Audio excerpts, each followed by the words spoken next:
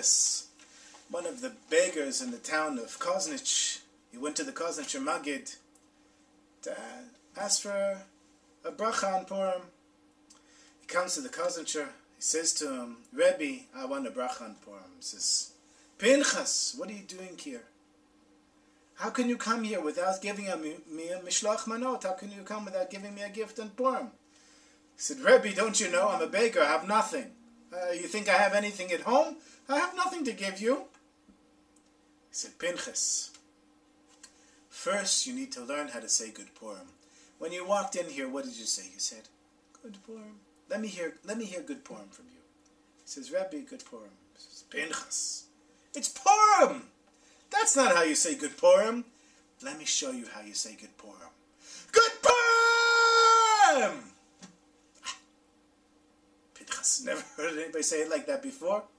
He says, so the Rebbe says to him, no, Pinchas, tell me, good Purim. He says, Rebbe, good Purim. He says, no, not like that, like this. Good Purim! He says, good Purim! He says, that's it.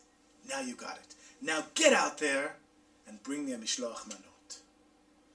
So Pinchas, he walks into the grocer and he shouts, good Purim! Like a lion. Like he'd never said anything before in his whole life like that. He says to the grocer, I know, I owe you money already for 10 years. I'm so deep in debt to you, but listen, I have to give a gift to the Rebbe. Please give me your finest wine and your best fruit. They looked at Pinchas. It was like they didn't even recognize him. Right away they gave him the best wine and the best fruit, and he goes back to the Rebbe. And he walks in and he says, Rebbe, good Purim! The Rebbe says, Pinchas, what do you have for me? And he gives him the wine and gives him the fruit. The Rebbe says, Pinchas, I never got a gift like this in my whole life. Pinchas leaves the Rebbe, and he's thinking, how could I go back home? We don't have any food for a Suda on Purim. I have to get something for my children. He walks back into the grocery and he says, good Purim! I say, Pinchas, what's going on? He said, listen, I gave the mishloach manot to the Rebbe, but I have nothing for my wife and kids. I need some food, and I need some of this and a little bit of that. And he starts getting all this amazing stuff. He comes back home. Now you can imagine the home of Pinchas the beggar. Right, the home is a wreck, and the windows are broken, and there's a hole in the roof, and the door is unhinged. And of course the wife is yelling at the kids, and the kids are yelling at each other, and they're yelling back at the mother, and it's all total chaos. Pinchas, he walks in, he says, good Purim!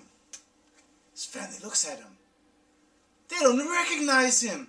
He says, look at what we have for the Suda! And he takes out a sack and starts pulling out food and beautiful silver and wine and fruit and all kinds of things they hadn't ever seen before. They sit down to have a Suda. And Pinchas is telling his wife and kids about the story of Purim. And then he says to his children, listen, I have to teach you how to say good Purim. And he starts teaching them what the Kozhnitzer Rebbe taught him about Purim. The Rebbe, in the meantime, is sitting at his Suda.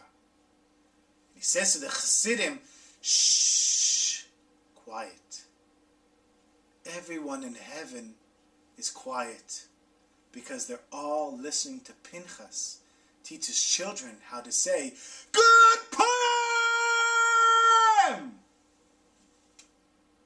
So Pinchas, the next day, he decides enough of being the beggar. He's going to be a rich man. And he goes to the wealthiest man in town. He says to him, listen, I want to borrow 10,000 rubles because I want to be a wealthy man like you. The wealthy man looks at Pinchas like he doesn't even recognize him. Right away, he takes out the money and gives it to Pinchas. It doesn't take long before the bracha of the Kozhnitzer Rebbe came true. And Pinchas became a wealthy man. Mamish, the top beggar in all of Kozhnitzer. And you know why? Because Purim, Mamish, gave him strength.